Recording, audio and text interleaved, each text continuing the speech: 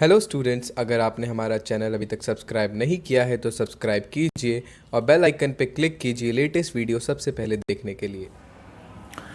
Welcome student, अपनी commerce class में हमारा आज का टॉपिक है गुडविल। ओके, लास्ट हमने फंडामेंटल कंप्लीट किया अपनी वीडियोस में। अब हम डिस्कस करेंगे गुडविल के बारे में। Goodwill, that is very important term for business aspect. एक बिजनेस में goodwill is treated as a intangible assets. Goodwill is an intangible assets which cannot be seen and touched but having monetary value.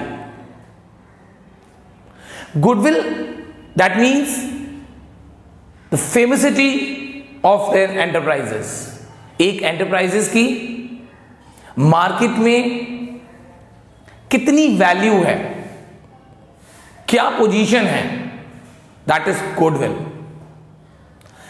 Goodwill किसी भी business को एक extra benefit की position में पहुंचा देती है। अगर दो बिजनेस हैं, मिस्टर ए का और मिस्टर बी का, अगर मिस्टर ए की मार्केट में गुडविल अच्छी है और बी की नहीं है, जबकि दोनों के पास सेम गुड्स हैं, सेम प्राइस हैं, पर due to goodwill, due to as goodwill, उसको प्रॉफिट ज्यादा होगा और बी का प्रॉफिट कम होगा, क्योंकि वो अपने गुडविल की वजह से एक्स्ट्रा प्रॉफिट अर्न कर सकता है, एक्स्ट्रा प्रॉफिट। तो हर बिजनेसमैन, हर एंटरप्राइजेस सबसे पहले मार्केट में अपनी गुडविल बनाता है। उसका सबसे पहला ऑब्जेक्ट अपने कस्टमर्स को सेटिस्फाइड करना है in all way, all term. जब वो उन्हें सेटिस्फाइड कर देता है तो उसे पता है कि उसके कस्टमर क्या हो जाएंगे, अब रेगुलर हो जाएंगे और उसका प्रॉफिट अपने आप इंक्रीज हो जाएगा। क्यों? क्योंकि एक बिजनेस को लॉन्ग रन में चलना है।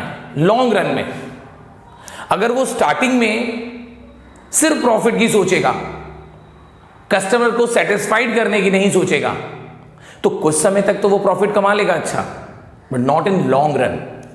अगर किसी बिजनेस को लॉन्ग रन में अच्छा प्रॉफिट चाहिए तो उसे अपनी मार्केट में गुडविल बनानी होगी, और गुडविल अपने कस्टमर्स को पूरी तरीके से सेटिस्फाइड करके हो सकती है।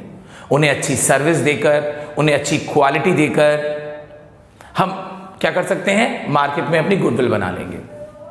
और एक बार गुडविल बनने के बाद अपने आप ही आपका प्रॉफिट बढ़ जाएगा और वो हमेशा के लिए होगा। हम अपने आसपास देख सकते हैं कुछ ऐसे बिजनेस फर्म्स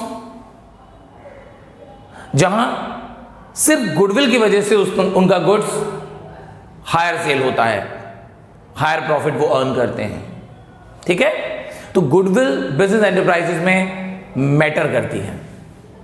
ओके, थ्योरिकल पढ़ते हैं। Goodwill is an intangible assets which places an enterprises at an advantages position due to which the business can earn higher profit without extra efforts, because that effort has been taken in past। वो past में वो efforts ले चुका है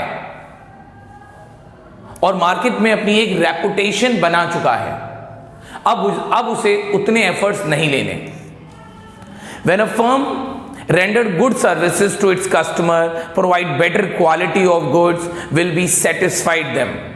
अगर एक enterprises अपने customer को अच्छी सर्विस देता है, अच्छी क्वालिटी ऑफ गुड्स देता है, तो वो अपने कस्टमर को पूरी तरह से सेटिस्फाइड करता है and bring them back to the business. तो वो बार बार लौटकर आपके बिजनेस में, आपके पास, आपके एंटरप्राइजेस में ही आएंगे।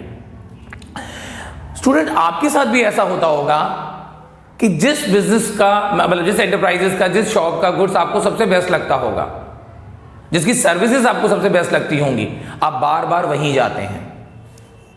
ठीक है, क्यों? क्योंकि उसकी क्या बन गई आपके माइंड में, एक अच्छी गुडविल बन गई, एक अच्छी रेपुटेशन बन गई। बट एक्चुअल में goodwill is what? Goodwill is present value of expected profit. ठीक है, हम कितना प्रॉफिट एक्सेप्ट करते हैं, एक्सपेक्ट करते हैं। ठीक है, हम अपने बिजनेस से फ्यूचर में कितना प्रॉफिट एक्सपेक्ट कर रहे हैं, that is goodwill. Partnership chapter में गुडविल कैलकुलेट बहुत मैटर करती है। ठीक है, तो हम इसका आगे अभी फर्दर डिस्कस करेंगे इसके बारे में। ओके, अब हम बात करते हैं गुडविल के फीचर्स के बारे में।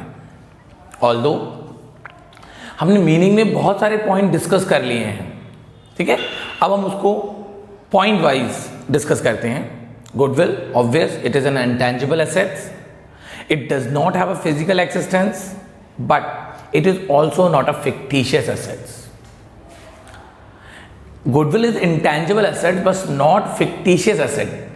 बच्चों, ये क्वेश्चन एग्जाम में बहुत फ्रीक्वेंटली पूछा जाता है, तो इसका आंसर ये है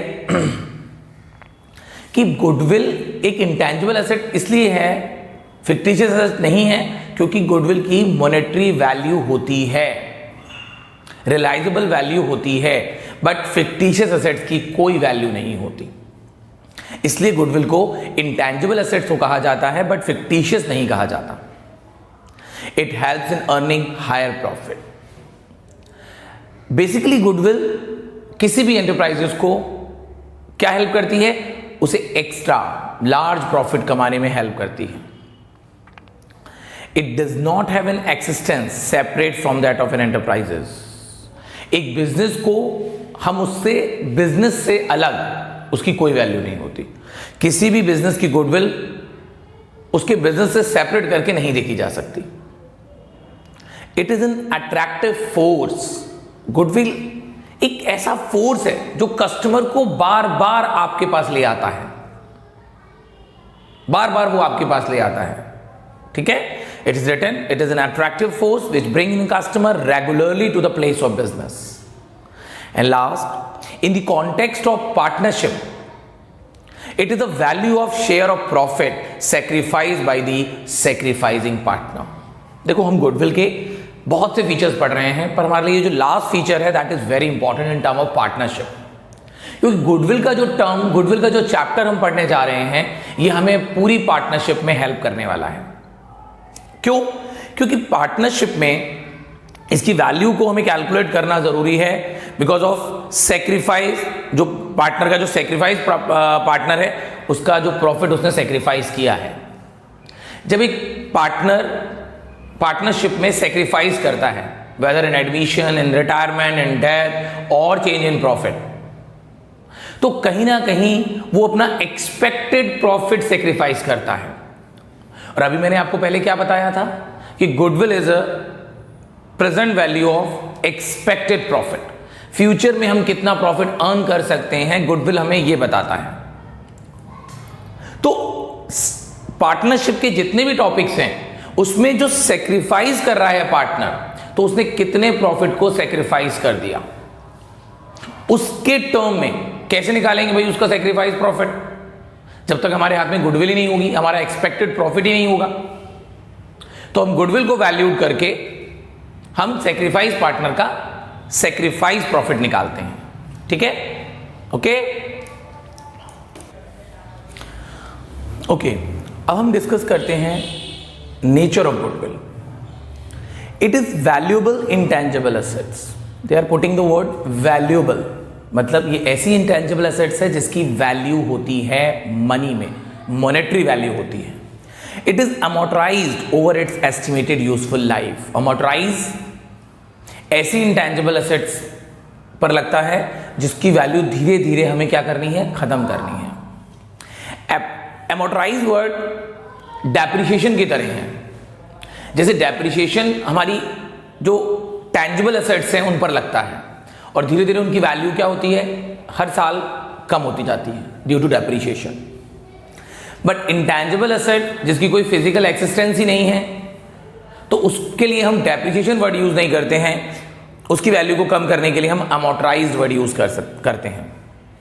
तो इंटेंजिबल एसेट्स धीरे धीरे यूजफुल लाइफ में क्या हो जाएगी, अमोर्टाइज हो जाएगी। गुडविल के लिए हमारा जो अकाउंटिंग स्टैंडर्ड है that is 26 students. Intangible assets के लिए it says that goodwill should not be recognized in the books of account unless consideration is paid for it. Goodwill books में रिकॉग्नाइज नहीं होती है जब तक उसके लिए हमने कुछ पे ना करा हो, जब तक हमने उसे परचेज ना करा हो। It is written unless consideration is paid for it, therefore self generated goodwill. बच्चों अब हम थोड़ा यहां डिस्कस करते हैं कि हमारी गुडविल का जो क्लासिफिकेशन है वो दो तरीके का होता है। एक होता है परचेज गुडविल, एक होता है self generated goodwill. Purchase goodwill जब हम किसी रनिंग बिजनेस को उसकी एक्चुअल वैल्यू से ज्यादा में खरीदते हैं, जब किसी रनिंग बिजनेस को हम उसकी एक्चुअल वैल्यू से ज्यादा में खरीदते हैं। यू मस्ट नो कि किसी बिजनेस की वैल्यू कैसे निकलती है, उसकी एसेट्स में से उसकी लायबिलिटीज को माइनस करके। तो अगर हमने एसेट में से लायबिलिटी माइनस करके उसकी जो वैल्यू आ रही है सपोज 5 लाख और हम उसके लिए पे कर रहे हैं 6 लाख उस बिजनेस को खरीदने के लिए, तो हमने 1 लाख की गुडविल को खरीदा है। दैट इज द सिचुएशन जब आपने गुडविल के लिए कुछ कंसिडरेशन पे किया है। इस सिचुएशन में आप उसे रिकॉर्ड करेंगे बुक्स में। इसके अलावा जो सेल्फ जनरेटेड गुडविल होती हैं उसको आप बुक्स में कभी भी रिकॉर्ड नहीं करेंगे। ये भी हमारा 1 मार्क्स का क्वेश्चन बन सकता है, ठीक है। Therefore self generated goodwill is not recognised in the books, whereas purchase of goodwill is recognised. मैंने बता दिया परचेज ऑफ गुडविल मतलब जब हम किसी बिजनेस को, रनिंग बिजनेस को खरीदते हैं उसकी एक्चुअल वैल्यू से ज्यादा में, तो उसे हम बोल सकते हैं हमने गुडविल को खरीदा। उस गुडविल को हम रिकॉर्ड करते हैं डेबिट साइड में, ठीक है, और फिर धीरे धीरे उसे अमोर्टाइज करते हैं। सेल्फ जनरेटेड गुडविल का अकाउंट नहीं ओपन करेंगे, ओके। अब हम कौन कौन सी सिचुएशन पर गुडविल को जनरेट करते हैं, किन किन सिचुएशन में गुडविल को वैल्यूड करते हैं, वो हम अगले पॉइंट पर देखेंगे, ओके। अब हमारा जो नेक्स्ट टॉपिक है that is need for valuing goodwill. हम गुडविल को वैल्यूड करते ही क्यों हैं, ठीक है, क्या मतलब क्या जरूरत क्या है इसे करने की। So there are some situation जिसमें हम गुडविल को वैल्यूड करते हैं। बच्चों ये भी बोर्ड का ही क्वेश्चन है। जब हमारे पार्टनर्स अपना प्रॉफिट रेशियो चेंज करते हैं, दोबारा बताना चाहूँगा, जब रेशियो चेंज करते हैं तो एक पार्टनर गेन करता है, एक पार्टनर सेक्रीफाइस करता है श्योरली। तो जब जब सेक्रीफाइस पार्टनर की बात आएगी, सेक्रीफाइसिंग रेशियो की बात आएगी, तब तक हमें गुडविल चाहिए जिससे हम उस सेक्रीफाइसिंग पार्टनर का सेक्रीफाइस प्रॉफिट निकाल सकें। When a new partner is admitted, जब कोई नया पार्टनर एडमिट होता है तो पुराने पार्टनर अपना रेशियो सेक्रीफाइस करते हैं।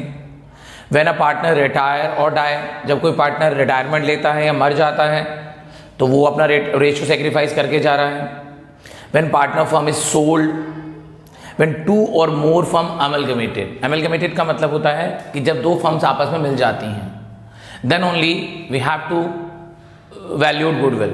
And last, when partnership firm is converted to a company, जब हम किसी पार्टनरशिप फर्म को कंपनी में कन्वर्ट करने जा रहे हैं तब भी हमें गुडविल को वैल्यूड करना है। तो देयर आर सम कंडीशंस जिसमें हम गुडविल को वैल्यूड करते हैं। जैसा कि मैं आपको बता चुका हूं, ये बोर्ड का क्वेश्चन है। बोर्ड में ये क्वेश्चन इसी तरह पूछा गया था कि ये 3 कंडीशन उन्होंने दे दी थी कि मतलब इन तीनों कंडीशन के अलावा वो कौन कौन सी कंडीशन है जिसमें गुडविल वैल्यूड की जाती है। जबकि ये पॉइंट हमें इजीली याद हो सकते हैं, admission, retirement, death, change in profit sharing ratio. So हमें फिर ये 2 पॉइंट लिखने थे, ठीक है। तो आपको ये टॉपिक अच्छे से तैयार करना है, ओके। अब बच्चों हम डिस्कस करेंगे वो कौन कौन से फैक्टर्स हैं, वो कौन कौन सी चीज़ें हैं जो हमारी गुडविल को इफेक्ट करती हैं, जिसकी वजह से हमारी गुडविल और बेटर से बेटर हो जाती है, ठीक है। आप में से भी कोई बच्चा अगर एंटरप्रेन्योर बनना चाहे तो इन पॉइंट्स को ध्यान रखे कि कैसे वो अपने एंटरप्राइजेस की गुडविल को इंक्रीज करेगा, कैसे वो उसको इफेक्ट करेगा। पहला, एफिशिएंट मैनेजमेंट। सबसे इंपॉर्टेंट रोल होता है हमारे मैनेजमेंट का, क्योंकि मैनेजमेंट एक सर्वा होता है बिजनेस का, जो बिजनेस को लीड करता है, बिजनेस एंटरप्राइजेस को लीड करता है। आजकल ओनर बिजनेस को नहीं देखता, मैनेजमेंट देखता है। इसलिए सबसे टॉप में है ये फैक्टर एफिशिएंट। तो हमारा मैनेजमेंट जितना एफिशिएंट होगा, हमारा टीम लीडर जितना एफिशिएंट होगा, उतना ज़्यादा हमारी गुडविल क्या होगी, अच्छी हो जाएगी, बेटर हो जाएगी। वो एक एक पॉइंट का ध्यान रखेगा। फिर आता है फेवरेबल लोकेशन। बच्चों, गुडविल के लिए लोकेशन ऑल्सो मैटर, कि आपका बिजनेस किस लोकेशन पर है। जैसे अगर आप देखें कि कोई बहुत अच्छा डॉक्टर है और उसके पास एक अच्छी केमिस्ट की शॉप है, तो वो उसके लिए बेस्ट लोकेशन है, क्योंकि डॉक्टर और केमिस्ट का आपस में रिलेशन यही है कि डॉक्टर वो लिखे दवाई और केमिस्ट से तुरंत मिल जाए वही सारी दवाइयां। तो ये उसकी लोकेशन मैटर करती है। स्कूल कोचिंग्स के पास अगर हमें फोटोस्टेट की शॉप मिल जाए, बुक्स की शॉप मिल जाए, तो वो उसके लिए बेस्ट लोकेशन है। तो लोकेशन भी, फेवरेबल लोकेशन भी मैटर करती है कि किस गुड्स के लिए सबसे बेस्ट लोकेशन कौन सी होगी। ओके, आप ट्रेन से कहीं जाते हैं तो ट्रेन के आसपास आपने देखा होगा एक बुक स्टॉल जरूर होती है। यूजली लोग ट्रेवलिंग करते समय रीडिंग करना पसंद करते हैं, तो वो उसकी बेस्ट लोकेशन है। तो लोकेशन आइटम के अकॉर्डिंग बदलती है। फिर आता है फेवरेबल कॉन्ट्रैक्ट्स। फेवरेबल कॉन्ट्रैक्ट्स जितने होंगे, आपके अच्छे कॉन्ट्रैक्ट्स होंगे, आपको अच्छे कॉन्ट्रैक्ट्स अगर मिलते जाएंगे, तो आपके बिजनेस को क्या हो जाएगा, इसका बेटर फायदा मिलेगा और आपकी गुडविल बहुत अच्छी इंप्रूव हो जाएगी। Longer establishment of business. अगर कोई बिजनेस लंबे समय से कंटिन्यू है, लॉन्ग रन में कंटिन्यू है, तो ये अपने आप में ही एक गुडविल का एक बहुत अच्छा इंपॉर्टेंट फैक्टर है। आपने देखा होगा कई बिजनेस एंटरप्राइजेस अपना जब एडवर्टीजमेंट करते हैं तो वो एक वर्ड यूज करते हैं सिंस 1875, सिंस 1920। अगर आपको कुछ याद आ रहा हो, जैसे रेमंड्स हैं, वो अपना हमेशा एडवर्टीजमेंट सिंस 1920 से करते हैं। तो देयर आर स्पेसिफिक ईयर जो ये प्रेजेंट करता है कि हम इतने सालों से, 100 सालों से, 80 सालों से अगर बिजनेस कर रहे हैं, तो ऑब्वियस है वो हमारी गुडविल को ऑब्वियस अफेक्ट करता है। क्वालिटी हम भूल नहीं सकते। क्वालिटी, आप बिजनेस कितना भी अच्छा स्टार्ट कर लो, अगर आप अपने कस्टमर को क्वालिटी नहीं देंगे तो कुछ दिन बाद कस्टमर आपके पास नहीं आएगा। आपका इंफ्रास्ट्रक्चर कितना भी अच्छा हो, कितनी अच्छी लोकेशन हो, पर अगर आपने अपने कस्टमर्स को क्वालिटी नहीं दी, quality not in term of goods, in term of services also, हमें अपने कस्टमर्स को क्वालिटी देनी है अपनी सर्विसेज में भी, तो business will no longer continue. तो quality matters for affecting the goodwill. Market की सिचुएशन, आपकी मार्केट कितना बूम चल रहा है, मार्केट में कितना रिसेशन चल रहा है, ये भी आपकी गुडविल को इफेक्ट करता है डेफिनेटली। अगर किसी गुड्स को लेकर या मार्केट रिसेशन पीरियड चल रहा है और आप बिजनेस की गुडविल की बात करेंगे, तो ऑब्वियसली गुडविल नहीं अच्छा होगा। Market really effect. And last, past performance. आपके जो पास्ट परफॉर्मेंस हैं वो आपके एंटरप्राइजेस की गुडविल को भी इफेक्ट करती हैं। पास्ट में आपने क्या किया है बिजनेस में, किस तरह की क्वालिटी, किस तरह की सर्विसेज अपने कस्टमर्स को दी हैं, उसके अकॉर्डिंग भी आपकी फर्म की गुडविल डिसाइड होती है। So these are the factor जो किसी भी एंटरप्राइजेस की गुडविल को इफेक्ट करते हैं। अब हम अपनी नेक्स्ट वीडियो में इसके न्यूमेरिकल टॉपिक्स डिस्कस करेंगे, क्योंकि अब तक हम थ्योरेटिकल पार्ट में ये देख रहे थे कि गुडविल के बारे में, कि गुडविल होती है एक इंटेंजिबल एसेट्स, उसकी वैल्यू होती है, वैल्यूड मतलब उसकी को मॉनेटरी वैल्यू होती, पर ये मॉनेटरी वैल्यू कैसे कैलकुलेट होती है। कोई बिजनेस की गुडविल अच्छी है, बुरी है, दैट वी कैन से कि किसी बिजनेस में अगर बहुत भीड़ जा रही है तो हम कह देंगे अरे इसकी गुडविल अच्छी है, पर रुपीज में, हमें तो रुपीज में वैल्यू चाहिए ना उसकी। तो हम इस चैप्टर में, अगले वीडियो में उसकी वैल्यू निकालेंगे मॉनेटरी, मनी में, जिसके लिए कुछ मेथड्स हैं that we will discuss afterward. Okay, thank you.